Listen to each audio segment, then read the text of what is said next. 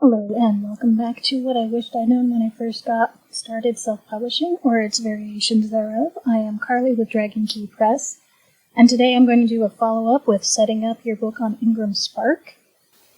When we left off, I was waiting for my proof.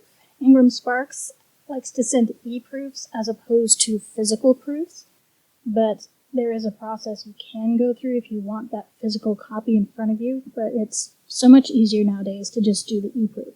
So as you can see, they sent me this email, my latest book, Moving the Zoo, ready for my approval.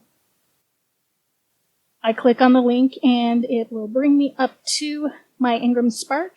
It may actually ask you to log in, and then it will take you to the page where it will say, hey, this is the book that is waiting for you to look at. So I'm going to go ahead and click on it. It's going to give me the pertinent information. So you can see the e-proof link was updated, blah, blah, blah, blah, the file size, etc. And then it gives me the option to download the proof so that I can actually look at it. In this case, it's going to just go ahead and open it up for me in another tab on my web explorer. And you can see it gives you instructions on how to evaluate your proof. Basically, you make sure all of the information is correct, that there are no hairline issues. We'll kind of look at that in a minute. If there's a dust jacket, if there's any issues with that, if everything looks okay, if images are cropped correctly, everything is in the correct order, that kind of thing. But I suggest reading through the list to make sure you know what to look for, especially if this is the first time you've ever done it. If you have any changes to incorporate, you will have to, of course, submit a new manuscript, an updated manuscript and or cover, and then go through the proof process again.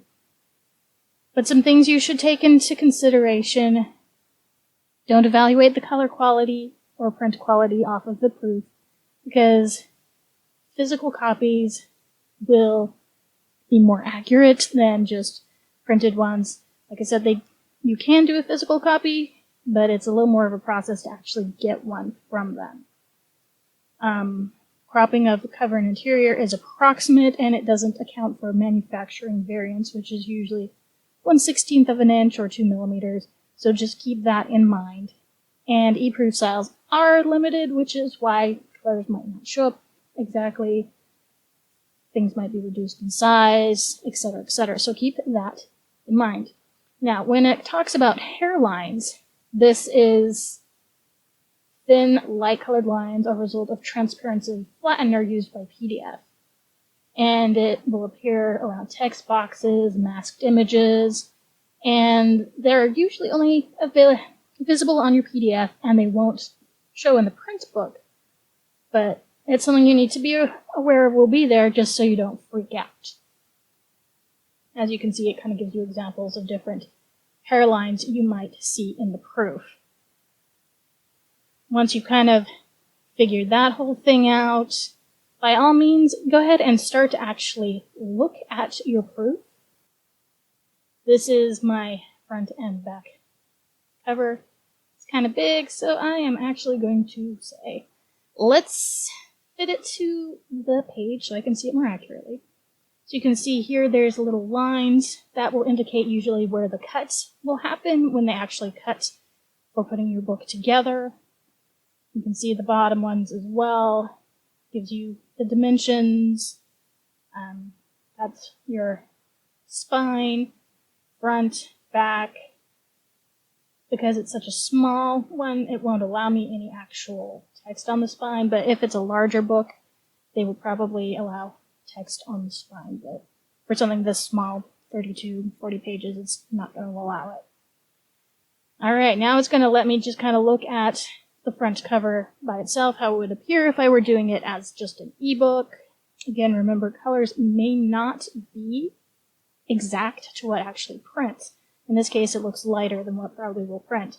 And if you look very closely, you can see hairline words saying proof on there, so that if anybody gets their hands on it and tries to use it as the actual print, it might not print correctly, so just keep that in mind.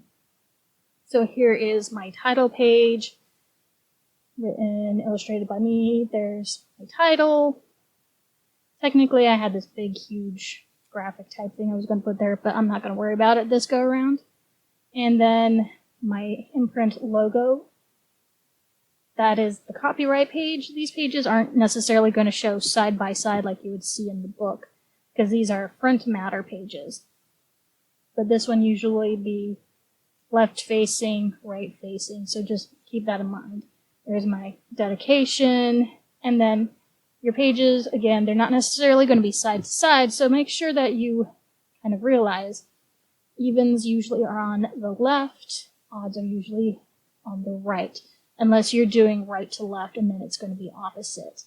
So I can look through and I can see, hey, is there anything that I misspelled? Is there any images that don't fit correctly? Or things like that. So I can kind of go through, you kind of get a quick view of what this book actually has in it. And just basically make sure everything looks how you want it to print, more or less. Just remember that the color, again, might not actually print that way because this is compressing your files so it doesn't take up a huge amount of room, because they only have so much room in the PDF proof that they send you. So once you've kind of gone through everything, made sure everything looks the way you want it to, all that good jazz, page numbers are where you want them to. I usually only do page numbers on the right side, but that's just me. Some of them do it on both, some of them do it only on the left. Just kind of take a look at that. Again, you can see the proof on the image more accurately there because of the black image there. Make sure you scroll through your entire proof to make sure there are no errors, that everything lines up. If you were doing a novel, you'd want to make sure all the paragraphs look okay, that none of the end sentences in a paragraph are stretched across the entire page. You want them to be flush over, not stretching all the way across. That looks very unprofessional. So just make sure you look at those kinds of things. I'll actually kind of go over a little bit more about that with a proof with KDP in a different video. And then my final page, I have my, hey, this is about me page. There's my image, my little blurb about me, blah, blah, blah. And then there's also going to be a blank page, possibly two, with a little barcode on one of them to say, hey, this is the end of the book. They will put a blank page if your final page actually ends on the wrong side. So if it's not a full page, if it ends on like on the left and there's nothing on there, they will add a blank page just to cover, because you can't print just one side of a page and call it good. You have to have something on the other side, even if it's nothing. Otherwise, you're missing a page. But there's my cover, what it will look like on the back. See, they all automatically put in the barcode with the ISBN number for me. There's no price put on there because, hey, I can change the price whenever I want.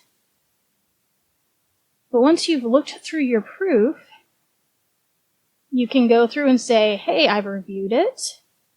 It will give you the title that you're using as your imprint, in this case, Dragon Key Press.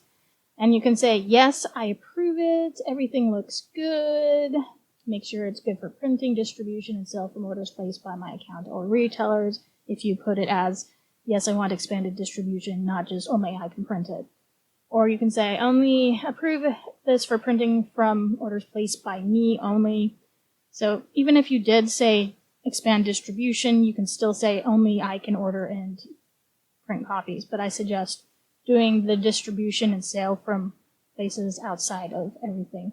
Otherwise, whatever. If it is in need of revising, then say, I don't approve of it yet, so I'm going to add revised content. Or I reject the proof and request further review, so please add any notes you have on that end. But since I am happy with how it looks, I'm going to say I approve. I'm going to click continue. Do I want to promote my title? That basically means put it in their catalog. At this time, I'm going to say no because it does cost extra. Just keep that in mind. And I probably should have said, hey, send a confirmation to this email, but I forgot. Just so you know, you can send a confirmation that you approved it. And now it will say, hey, please review your order. Here is the ISBN associated with my book. Print on demand. Market fee is waived because I had that coupon. And then I can say, everything looks good, I accept. And then it will process it, and once everything is good and happy, it will send you another email saying you're good to go.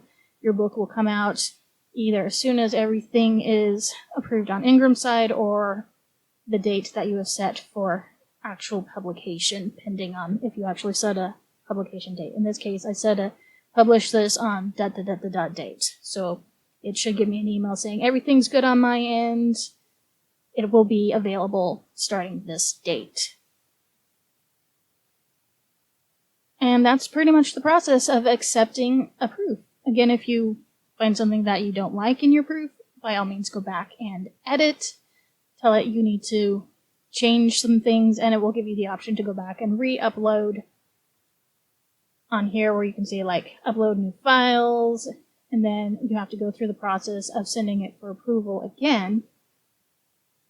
And then they'll give you a new proof, and you will be able to look at the proof again, make sure it looks the way you want it, approve it as many times, or proof it as many times as you feel necessary, but at some point you do have to say, yes, I accept, it looks good, and go from there. Just note, if you are doing anything like a novel, novella, or even books of poetry, chances are good you will still find errors.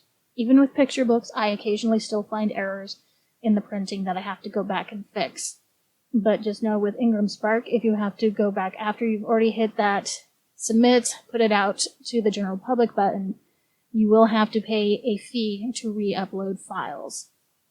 Last time I checked, it was about $25, but that's been a hot minute, so it might be closer to the $50. Sometimes the free upload of a manuscript button or code will actually give it to you for free, but just know, make sure it's as ready to go before you hit that finalize button. If you have any questions about the whole process, again, feel free to reach out, drop a comment, so forth, etc. I will check them. I'm not able to do it every day, but I will certainly try my best to look at it at least a couple of times a week to see if anybody has anything that they're not sure on, any clarification, etc. But otherwise, that's basically the process of approving a proof on Ingram. Obviously, it'll look different if you're doing a novel or something with a lot more words, etc. But there you have it. I am Karlie with Dragon Key Press, and I hope to see you next time.